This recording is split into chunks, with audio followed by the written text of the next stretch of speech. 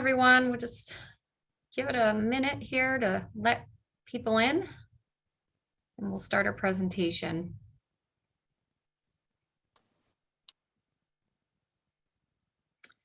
So I have muted everyone upon entry into the session, and we would like it if everyone would stay on mute during Gregory's presentation of the Board of Governors Strategic Initiative for Governance. And we'll take questions at the end. I'm going to take them in the chat box and also the raise hand function that is within Zoom. So now I'll turn it over to Gregory. I'll introduce Gregory really quick. This is Kate Jerian from the State Office at the ARC New York. And if you attended the session last week, you are already familiar with Gregory, who we're very grateful to have as the CEO of Globe North, assisting the ARC New York's governance initiative. He's helped us make even more progress, and we're hoping to build on what was covered on the 7th of October. We'll give a little bit of review in case you missed it, so don't panic that you'll be completely lost, but there's a lot of new information and new feedback that we want to gather from you as well. And with that, I'll turn it over to you, Gregory. Thank you very much. Can you hear me, Kate? Cool. Sure. So good afternoon, everybody, and we appreciate you participating with the group today as Board of Governors members, considering the vision and the future state and path forward that's being recommended by the Governance and Change Management Task Force that was chartered by the strategic visioning process for the ARC New York. As was mentioned earlier by Kate, we had a session on October 7th, which hopefully some of you had a chance to participate in, which we went through the future state proposal of this group in great detail over the course of about 90 minutes. And we went into breakout groups and had a chance to actually engage with folks and get their feedback. And it was really wonderful. And we built some of that feedback into what you're going to see here today. And we know that not everybody had a chance to participate in that October 7th briefing. So we made sure that in advance of this session, a video of that briefing was provided to you in advance with these slides.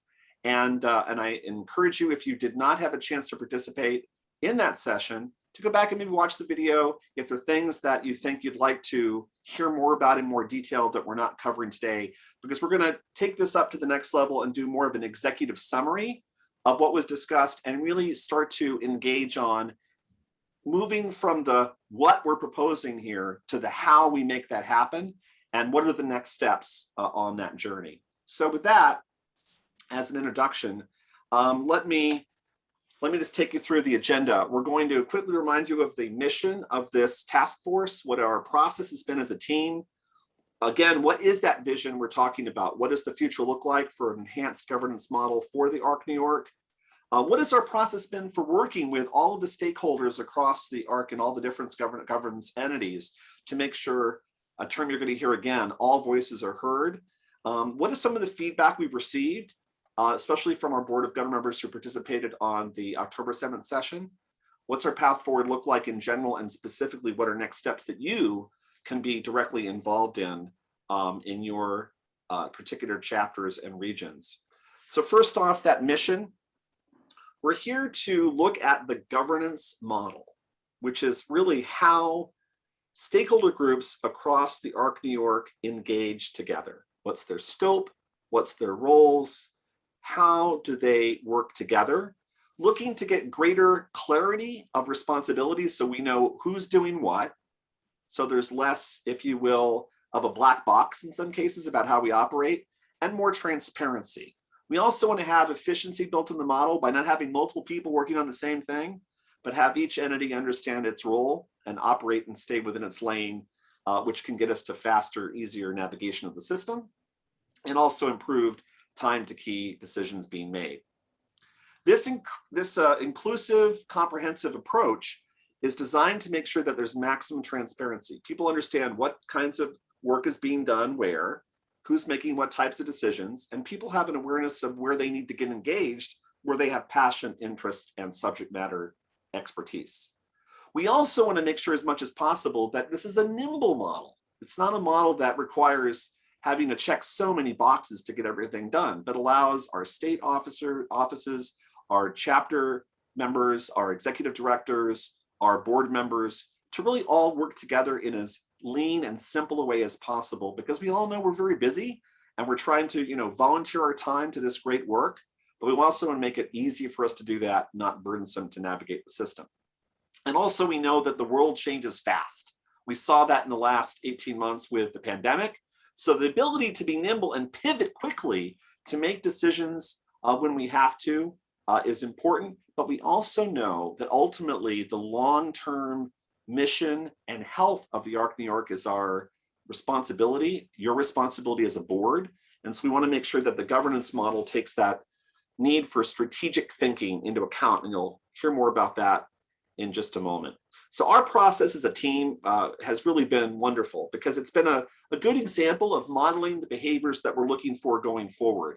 It's been a cross-functional team that includes folks who are Board of Governors members, representative of the executive directors, members of the executive committee, regional vice presidents, people who are responsible for different functions within the state office, all of them working together collaboratively, everyone having an equal voice in the process of developing the content you've seen so far and are seeing this afternoon, and also an equal role in thinking through how this process works. Now, this roadmap that you see here, which looks a little bit like a board game, it has a start at the top left of the picture, and that's where we really began with the current state of how things operate today and historically in the ARC New York.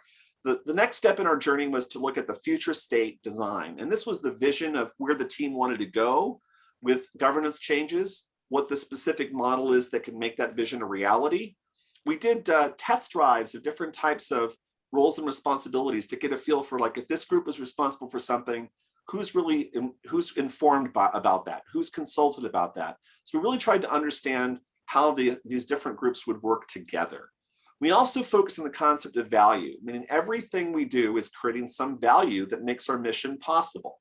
So for each group, whether it's something like the entire Board of Governors as a whole, or specifically a committee, what is the value provided by that entity to the overall model? We then looked at summarizing this vision up into a series of presentations, which have been shared with various groups, including with Board of Governors, around what is the proposed change? What are we looking at in terms of change to scope, composition, responsibilities, and maybe even the capabilities or competencies required by folks who are involved in the work to govern the ARC New York. We are currently in that blue circle you see in the center of this picture, which is called Stakeholder Engagement, where you, key stakeholders, governors of the governance model, the governance process, we're working with you to help you understand what the proposed changes are of this task force, sharing our vision, getting your feedback, and refining as we go, adding more detail to, elaborating on, in some cases modifying our proposed future state. So it reflects the best thinking, not only of the folks in the team, but of everyone the team is engaged with. And we'll talk more about that engagement process in just a moment. After we're finished with this round, the next thing we're doing is going from the what to the how, meaning trying to understand much more, not what is the specific changes we're making. Like, for example, if we're talking about refreshing the role of regions, okay, people like that idea, but how are we actually going to do that? What's required to make that happen? And how are people involved and engaged in making it happen? So really preparing the way to make sure the change is enabled is a critical part of our work between now and January. We're going to communicate as we are today to you and frequently throughout the process, but also we're going to make sure that as things are actually shifting from plan, idea to execute, we're actually going to be communicating the timing of that rolling out. So if there are changes that are being made or proposed that you're involved in that process, you know that they're coming to a theater near you soon. You have the ability to prepare and be involved in making that happen locally within your group and then broadly across the Board of Governors. A key part of making this happen will be providing support.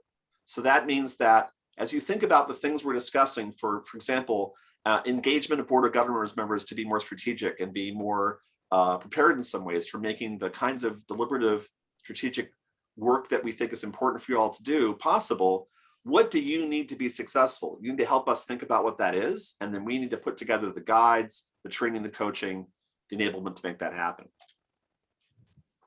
Now, if we zoom up and look at the future state vision that this group has put together so far, it can be summed up to some extent in one slide. We want to be able to look at in the future the Board of Governors as really the key strategic driver for the ARC. It is creating the anchor point in the future that we're all traveling towards and it is being the governor on the speed and direction of how we get there. And ultimately, that future focus, that long-term focus on the health and success of the Arc New York is the mission of the Board of Governors. And giving you the most opportunity to do that well and consistently is really the hope for this process of this team. We also want to make sure we're really clear on what does the Board of Governors as a whole do versus explicitly what does the Executive Committee do. So we don't want a black box, we want maximum transparency. It's pretty clear that as you come into an Executive Committee meeting, it might be helpful to do that on the way to having the whole Board of Governors review something, but let's be really clear, there are decisions that are reserved to the Board of Governors that are not made in the Executive Committee, and we want to be distinct in what those are. We also see that there's an opportunity for the regions to provide really strong value, building community and capability across all of our regions. And we've had some more success in some than others. There's been fits and starts, and over the years, maybe there's been a sense that we could do more, and certainly that's the sense of this team. So the idea going forward is that we really think about how the regions can be an anchor point for not only developing locally within a region best practices and leveraging their regional approaches, but also deploying the things that are happening from the state level in a very efficient way within the region.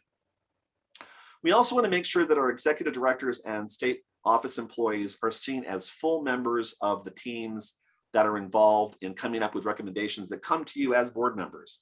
So if you're on a committee and you're there and you're engaged in the conversation, you should help make the recommendations, and you should help get those recommendations, if you will, validated. In the end, there is still obviously the responsibility of the board to make the call, and the board is ultimately the governor for the system. We want the best recommendations coming out of all of our task forces, working groups, and committees. And so having those folks engaged is really important. We want all voices heard. Now there will be, as we said in our briefing on 10/7, specific committees that are out of scope for having people that aren't board members vote because of the way they're actually scoped and chartered by the board. There could also be specific situations where it makes sense for either state officers or executive directors to not be part of the actual vote dependent upon the topics. But in the end, what we want is to move towards an algorithm that says all voices are engaged, all people are heard. We also know that, speaking of committees, there may be committees that have a life cycle that over time, there's less participation, maybe even less need for those committees. Having a regular process of vetting and approving what committees we need to have, and only having the ones we need, means that we can have the maximum participation on all our committees. And we can make sure that you as board members have an ability to zero in on where your passion is, where your subject matter expertise is, and get involved, as opposed to the sense that everybody has to be involved in some committee. We really want to have the right ones and the right level of engagement in all of them. If we do the things above, this task force believes very strongly we will have an efficient and effective system that's easy to work through and work with. And it will be possible for each of us in our different spaces, Board of Governors, executive directors, state officers, to basically all have an ability to get our jobs done well and work very well together. What we're not looking at to do as part of this exercise is to modify the composition. So we're not looking at the size of board or the number of regions at this point. We're really focused on how we work together and what the specific accountabilities are within each one of the key governance entities. As we talked about on October 7th, we went into some detail around, in each one of the areas of the governance model, what might be some things we could do differently. So let me just spend a few minutes here talking about things related directly to the Board of Governors, and then we'll touch on the next slide on other areas as well. So the idea, first and foremost, is to have as rich, informative, engaging, and deliberative Board of Governor meetings as possible. So that might mean, for example, mixing it up and having different types of meetings that have different responsibilities, where we're trying across the course of the calendar to be able to really weigh into what is our strategy and how are we doing on that, to monitor it and begin to ultimately provide inspiration to the balance of the governance entities on where you want our strategy to go. This might mean, for example, that we have to have different types of agendas or facilitation. It could be that we need to have more material available to you in advance so you have a chance to really weigh in on that. We could use different types of formats like we did on October 7th where we have breakouts. But in the end, we want to make sure that those Board of Governor meetings not only work well for you as board members, but also work well in architecting, engineering, and executing our strategy. We also want to make sure, as we talked about, there's real clear, bright lines between what the executive committee can and can't do. We understand that committee is really a very important entity for helping us to, for example, make decisions between board meetings.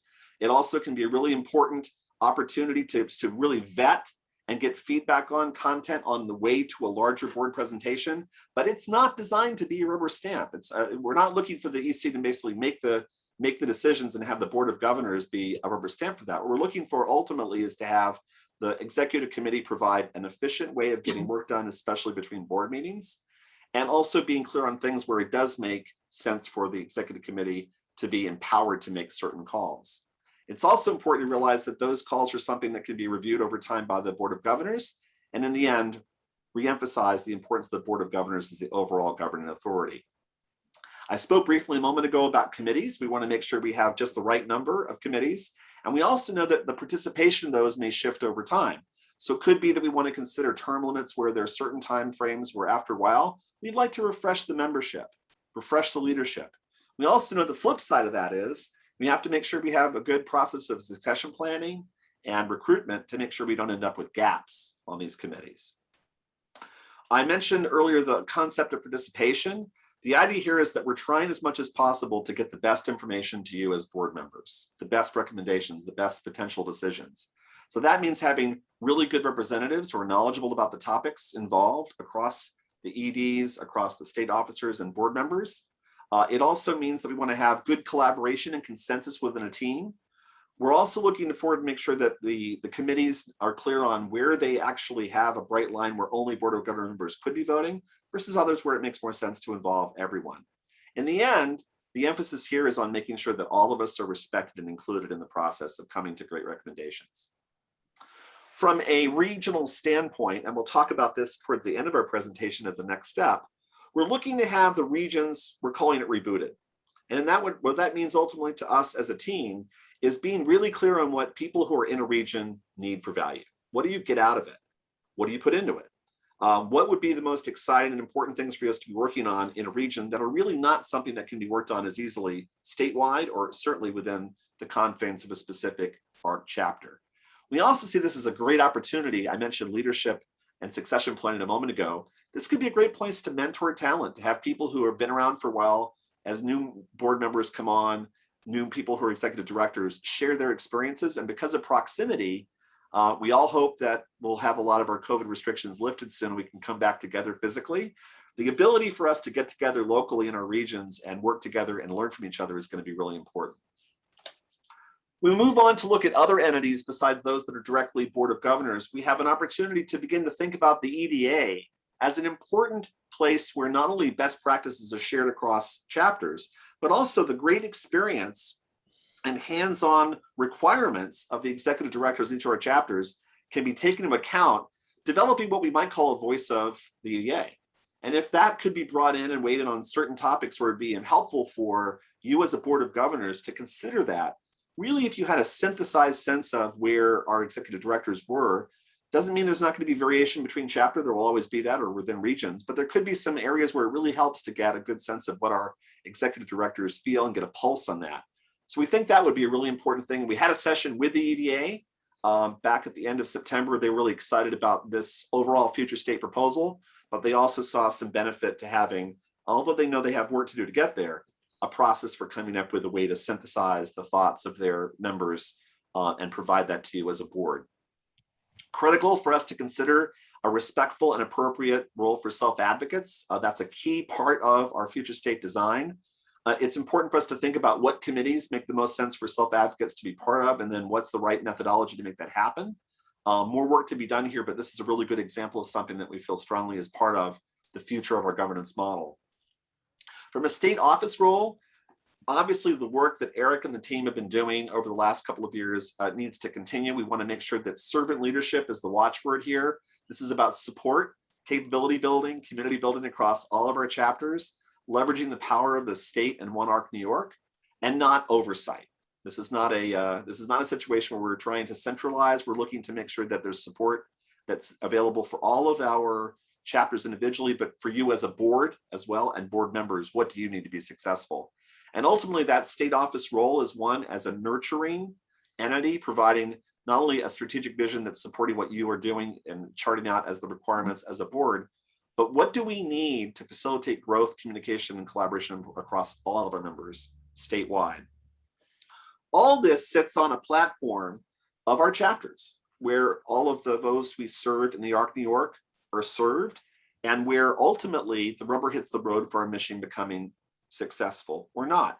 And so having those chapters all have direct access, engaged, and collaboration with the board is something we want to make sure is very important and understood, as opposed to there's some sort of blocker someplace where you always have to go through this entity or that entity, whether it's the regions or the executive committee, in order to be heard, or the EDA. Ultimately, every chapter has access to you as a board, and that's critical to make sure we have maximum engagement and transparency in our governance model. That governance model from a success standpoint can be summarized looking left to right with those yellow flags as markers of one that has strong, collaborative, engaged, and community building regions, that has an actively engaged and strategic board of governors, that has only the committees it needs, they're purpose driven and they're inclusive, that we have an executive committee that's operating within parameters that are clearly defined and explicitly designed by you, the board of governors. We have state officers that are executing that vision that ultimately you as a board have crafted and adopted. And that we have an executive director association made up of our local chapter executives who provide strong advice and guidance to our overall governance model with their hands-on experience of what it's like to manage and execute the work of the ARC New York. Now, even though there's been strong collaboration across this task force, one of the things we wanted to avoid doing was getting into groupthink. that peril that says we've been talking to each other for months, and so we're really convinced that we're right. So part of what we've done over the last really 6 weeks is a systematic approach of going through and thinking about who are the different groups across the ARC New York, what are the stakeholder groups, number one. Number two, considering who would be kind of potentially excited about this or who might have a concern about it. I mean, really candidly going through and thinking about out loud, where do we have to get different voices engaged here to make sure we're pressure testing what we're trying to do here. And then we systematically had folks cross-functionally. For example, Jack might have met along with John McHugh from our task force representing a board member and an executive director with a collection of board members and talk through that with them. We might have Jay and Kate. Jay is a board member, as you know, and Kate meet with some of the executive directors. But ultimately what we try to do is mix it up and cross-functionally interview key stakeholders and get their ideas, their areas where they might want more clarification and potentially concerns. And we actively then took those and used them to refine the proposals that you've heard about on October 7th and again today. As I mentioned a moment ago, we held a briefing for the EDA, a chance to actively engage the executive directors and get their feedback. And it was very similar in its approach and content to the one that we shared with you as a Board of Governors on the 7th of this month. And in both cases, we went through about an hour of taking you through the details of the governance future state proposal, but then we had 15 minutes of feedback where we had an opportunity to get engaged. And Peter, I see your hand up. We'll make sure if you have a question, you can type it into the Q&A, in the chat. We'll make sure we get to that in the Q&A. And then we want to make sure as much as possible that the things we got as feedback from both you and the Board of Governors session and also from the EDA briefing are built into the next steps. Here's some of the feedback that we've heard so far. One is that the need to sort of clarify why we have a governance model, what it's for, is very helpful in of itself. Ultimately, increasing the transparency of how we operate and how we collaborate together is considered to be very positive. We're getting strong feedback on the importance of strengthening our regions. The concept of inclusivity, of having every group engaged actively, having a reason to be there and being heard, again, strong positive feedback. We're also getting a good read on the increased role for EDA and self-advocates as an important aspect of the future state going forward. We're also hearing that board members appreciate the idea that being more engaged is something they want to do, but they also see the importance and recognition for the need for enablement of getting that done. It's not just an aspiration. We have to talk about the work done to support that enablement. It's seen as important that we have this Board of Governors Executive Committee job clarification. Again, that's considered to be a strength in the future state design, and also the idea that committees are clearly defined with charters, refreshing periodically the membership, and having only the ones we need. One quote we heard after our October 7th presentation was particularly gratifying to the task force, which is the ARC New York has huge untapped potential, and this can put us on a path to capture this. So ultimately, you know, we've been on a journey together. The journey has accomplished a great deal. This is an example of taking the next step and enhancing the value we deliver through our governance model. Now, you know, overall, the sense is we're on the right track. But of course, there are things we need to work together to learn more about, to get more specific about, to provide more detail. So we have to talk about what we mean by the Board of Governors being more strategic, which includes understanding the long-term financial health, for example, but also the midterm financial situation, just as an example. The strategy design that was developed and adopted this past year by the board, thinking more into the specifics of how that's being executed. Those are just examples that we could talk about going further. Should there be board member qualifications? There's a very limited kind of scope definition now for what it means to be on a board as a board member. Should we elaborate on that a bit? It's a question. We also want to make sure we're clear on the process for changing committees, for making any changes that are part of this process. Where do we have, for example, bylaw change required? Bylaw change is required. Kate Jerian from our group has already done some great work to start outlining that and being clear how we get the different changes that require validation and vetting done and where that happens. And also being clear on the fact that there are some places where voting may not make the sense for state office and ED voting. Where is that? Where does it make sense versus where not? And being clear on that is considered an important area for us to be clear.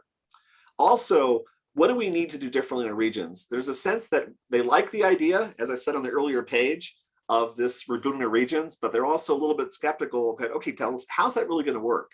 So I think it's important to note that as we clarified many of these questions, what started to become clear was the what is something that people largely support. The how is something that people would like to know more about in terms of how we get that done. From a concern standpoint, you know, it is important for the Board of Governors to sort of think through out loud, what does it mean to be strategic and set priorities for focus? So how would we determine, for example, if we're going to have differing calendars over the course of the year, different agendas, how do we get that accomplished? Is a great question. I touched on the regions a moment ago. We also talked about briefly the idea of having term limits to help refresh our leadership system, committees, et cetera. But of course, there's the flip side. If we already have a hard time recruiting talent today, so how do we make sure that we have a good succession planning process and don't end up with a gap?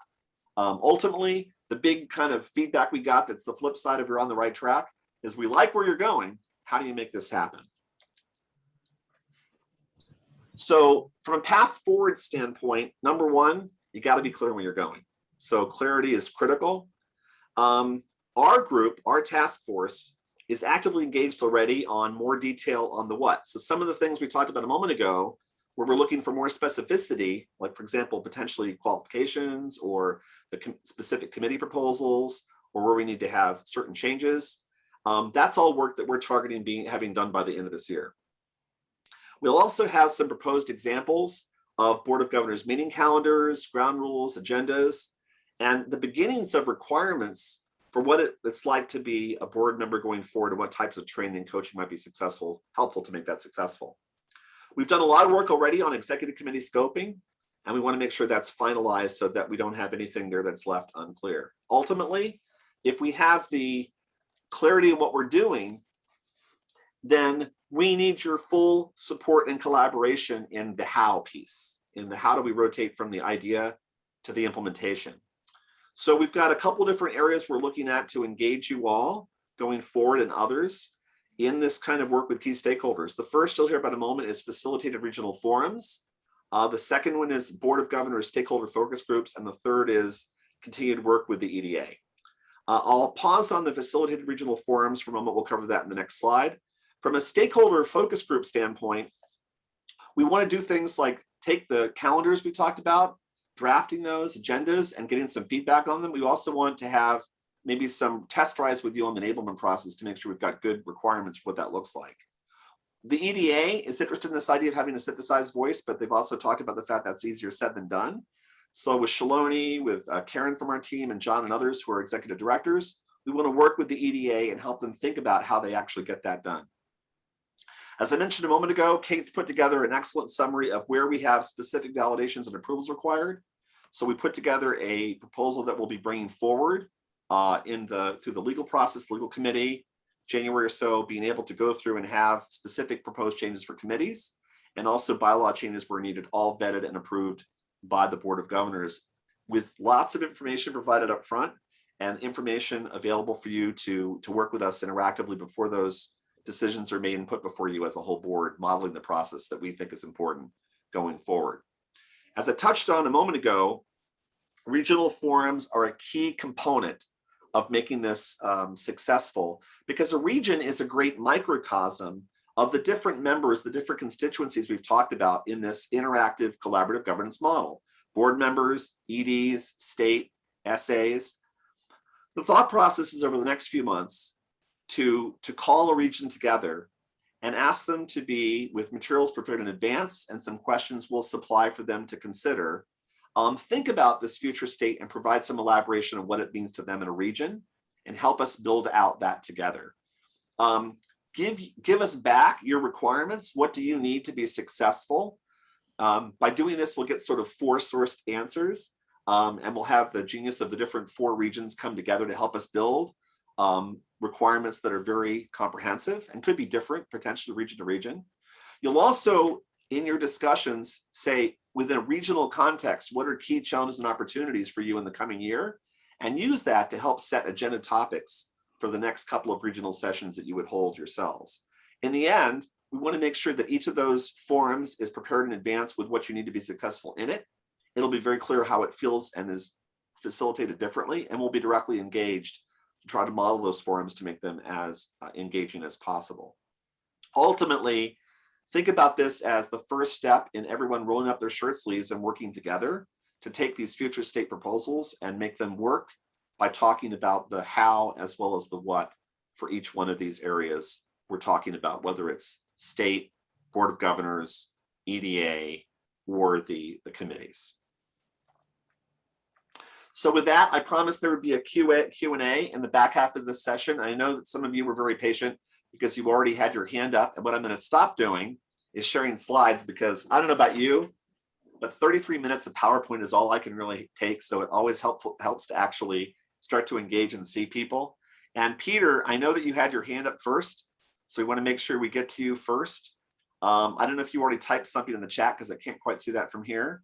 But if you didn't, Peter, I'll recognize you and let us know what your question is. Be happy to have the whole working group respond if needed. Peter, go ahead. I don't see him in the list or in the chat, so maybe he signed off. Okay, he had his hand up for a second there. Yeah. All right, we'll move on. Other questions? Or I'm sorry, this is Susan. Peter is on the screen. Oh, I Yes. don't see him in the, I can see him. I see him. And I know Peter's unmuted. Peter, did you have a question?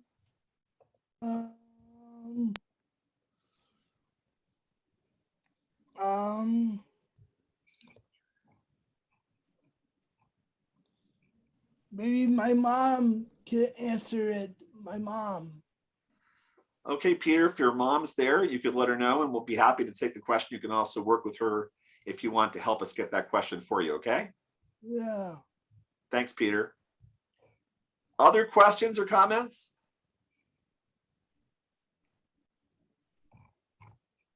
Obviously, people had a chance to be part of the October 7th session. I realized that was a longer session where we went a lot slower than I did today. I tried to make sure with the executive summary covered all the high points over the course of about 30 minutes. Hopefully that went well. Now, Sue, I see. Hi, Sue. It's she says, hi, Gregory. Did you have a question, Sue? Or a comment? I did not. I was just saying hi. Hi, good to see you, Sue. Although your camera's off. Yes. Did we help clarify? Let me ask this. Was there anyone who wasn't on the October 7th session, so this is the first time you heard this, who has a question where you feel like I'm not quite clear what the proposal was, or you want more information. Any areas where you'd love to get more clarity than we provided in our summary today? You can either put a note in the chat, or you can offer a question directly to the whole group here. And I know Board of Governors members aren't shy, so I will remind you, this is the beginning of the interactive part of our session. I think Laura Kennedy has a question. Hi. Hi, Laura. Hi, Good how afternoon. are you? Good. I just want to compliment the work that's been done here to really clarify and focus and increase communication. I think there's some tweaks to work out along the way. I think particularly the regions being more relevant to the families, and also encouraging board education at the chapter level so that they clearly understand issues, and also to recruit and groom them to be future Board of Governor members that can think responsibly on a global level. I think, you know, the tweaking of the EDs and the committees, I think we have to be careful given the conflict of interest that could be there. We do have a board that hires the staff and Understood. Yep. chapter levels. So, but I think there's some areas that, well, all areas, you know, we have to be very cognizant that the executive directors are an amazing, strong part of where we go, what we do, and they influence by way of being at the executive committee and at the chapters, what the issues are, what the problems are, and what the solutions are. So they have that power. But, you know, again, we have to really look at that margin of governance and not get ourselves into some sticky situations. But I think this is great work. So thank you.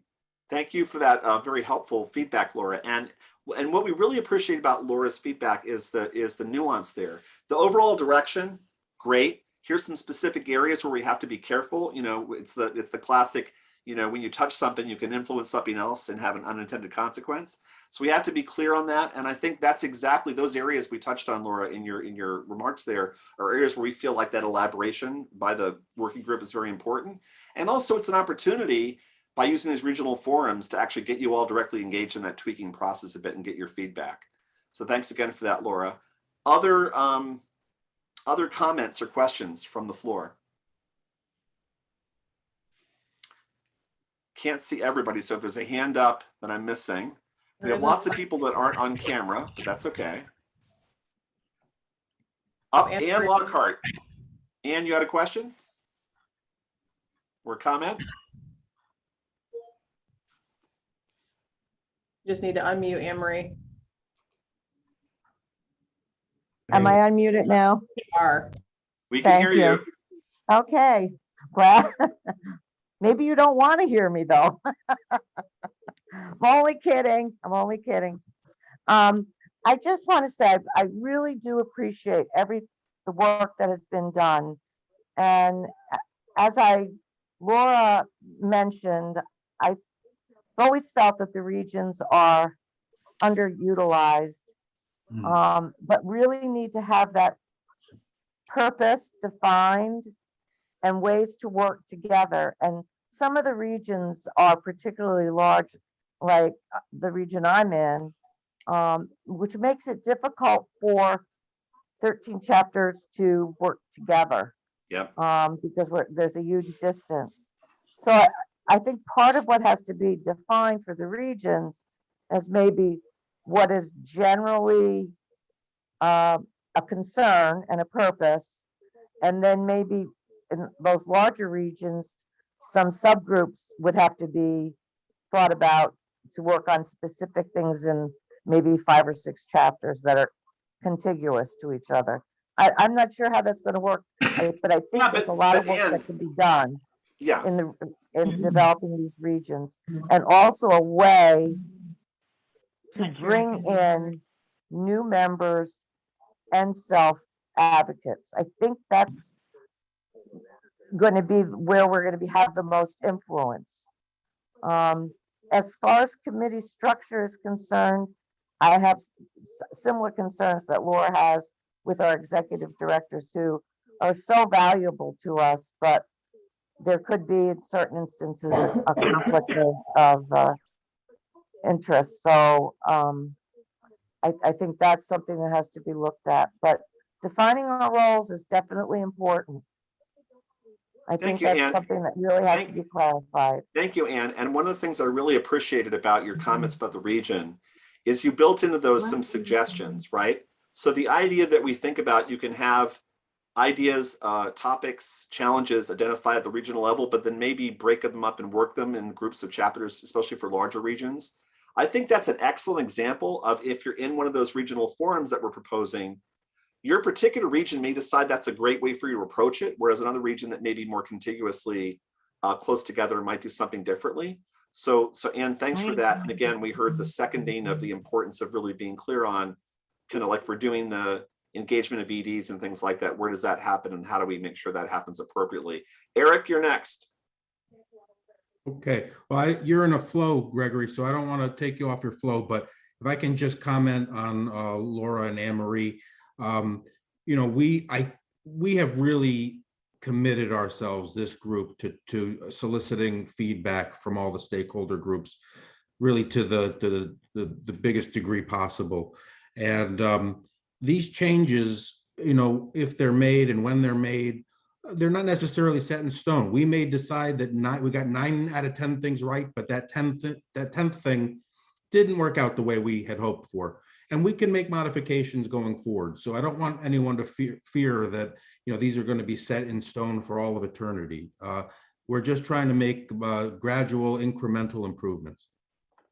Yeah, as FDR once said, try something. If it doesn't work, try something else, right, Eric? So it's important for us to actually not only tweak these to get them right as we go into implementation, but I think as Eric pointed out, we don't assume that everything that we came up with works right. So for example, we may model a suggestion with your cooperation for what a new agenda for a board meeting might look like. But after that first board meeting, we try it, you might go, I really like part of it, but honestly, Gregory, the rest of it didn't work right. Well, okay, then what you don't do is stick with that. You make some changes and the next time around, you do it a little differently.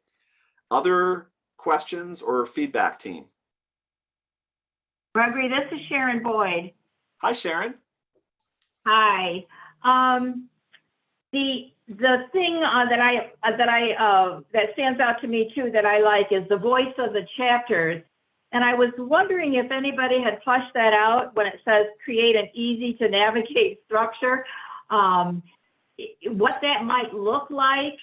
And that might be related to my second thought was, one of my great surprises in working on strategic planning early on was the involvement of the graduates of the Leadership Institute. And I was wondering what role the graduates of that institute, particularly those that bubble up from the chapters, other than the EDs, has that been discussed at all, and the value that those graduates could lend to this process? Well, I'm so, first of all, gratified that you mentioned that, because I had the great privilege of working with that first class of Leadership Institute members, and people like John and Karen and Kate who are on our team, and Shaloni and others. It was just a pure joy to work with them. And they had, you know, obviously an opportunity to begin to think about how to collaborate across the state, which was one of the things really emphasized in that discussion. It hasn't been something that we specifically in our task force have really mentioned as a lever, but I greatly appreciate you raising that up today. And I think that to be clear, I think that's something that we should incorporate into our thinking going forward. Shaloni, as a person who was part of the really inspiration for that Leadership Institute, did you want to comment as well? No, I think it's a great idea, and I'm really appreciative to John Huber, who actually gave the graduates an opportunity to participate in the strategic visioning groups. So we can certainly talk about that and see if there's anything how we can develop that further. Excellent, thanks for that suggestion. I think picking up on Sharon's point, it may be very beneficial to take a look at some of the other graduates as we start putting more specificity as to the how, to include them almost as if a a stakeholder group or a set of stakeholder groups. That's a good idea, Sharon. Yeah, Sharon, thanks again for that one. If we were handing out awards for comments, that would be one of my favorites. One of my immediate reactions to it is they may be very helpful in developing or organizing our regional roles. Exactly. Meetings. Yeah. Not the thought. Good idea. We can involve them directly in organizing those. Shona, great. We want to make sure we model what the behavior we want, which is all voices heard. So if you haven't had a chance to say something yet and you feel like I really would like to either just give us a thumbs up or I have a concern I want to share or an idea, we already heard some really good ideas to build on our future state design that we've heard today. Any other feedback for the good of the cause you'd like to share this afternoon? Going once, going twice? Okay, well, the good news is you know where to find us, right? So we can have through Jack, through Bridget, through others that are members of your team as a Board of Governors, you can send feedback directly in, and we'll make sure that we process from our session today. It looks like, was that you, Kate, who offered yourself as a person to gather feedback? Absolutely, anytime. I already got a couple of really helpful suggestions. So, there's a lot of opportunities for assistance, and as Gregory mentioned with the feedback sessions, we're going to be looking for that. And I even think in some of the individual feedback loops that we've had, there are people with a particular interest or ideas on some of these topics. We would love to hear from you because we're going to need everybody's help to make sure we get this right. And with that, with the great input we had for comments from Sharon, from Laura, from Anne-Marie and others today, I really want to emphasize the importance of we're in this together. What we do next is a journey that we're going to do together. The reason why we've been as inclusive as we have been, of having the 90-minute session back on October 7th with you all, of having this briefing this afternoon, which it looks like we might finish a little ahead of time, which I always feel good when we can finish ahead of time in these meetings. And then through the regional forums that we're proposing as a next step, there's going to be a chance for all of you to be engaged. And we really appreciate all the support we can get, but also the help. Because as is often said, none of us are as smart as all of us. And everyone out there who's on this call today probably has one good idea that none of us have. And if you can provide those, then we'll get the best possible future for the governance model for the ARC New York. And with that, Kate, I'll turn it back to you. Okay. Thanks, everybody. Stay tuned. More will come. We're committed to, like Gregory said, bringing a proposal for certain changes to the board by January, which means we've got a limited amount of time before then to make sure that gets circulated and has time for feedback. And that's what we're committed to doing, is making sure that it's transparent and clear what we're proposing, and that incorporates your feedback. So keep it coming. Don't be shy. I put my email address in the chat. I think most of you probably have it, but anytime. And thanks so much for attending. We appreciate it. Bye, everyone. Take care. Have a good night.